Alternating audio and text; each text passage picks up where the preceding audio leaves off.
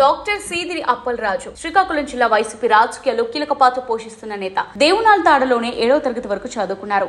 తర్వాత సింహాచలం అడవివరం గురుకుల పాఠశాలలో 10వ తరగతి పూర్తి చేశారు. 10వ తరగతిలో రాష్ట్రంలోనే 4వ ర్యాంక్ సాధించారు. గాజువాకలో ఇంటర్ పూర్తి చేసి ఓపెన్ కేటగిరీలో ఎంబీబీఎస్ సీట్ సాధించారు. విశాఖ ఆంధ్ర మెడికల్ కాలేజ్ లో జనరల్ మెడిసిన్ లో పీజీ కంప్లీట్ చేశారు. 10 ఏళ్లకు పైగా పలాసలో వైద్య సేవలు అందించారు. 2017లో వైసీపీలో చేరి పొలిటికల్ ఎంట్రీ ఇచ్చిన ఆయన 2019 పలాస నియోజకవర్గం నుంచి పోటీ చేశారు.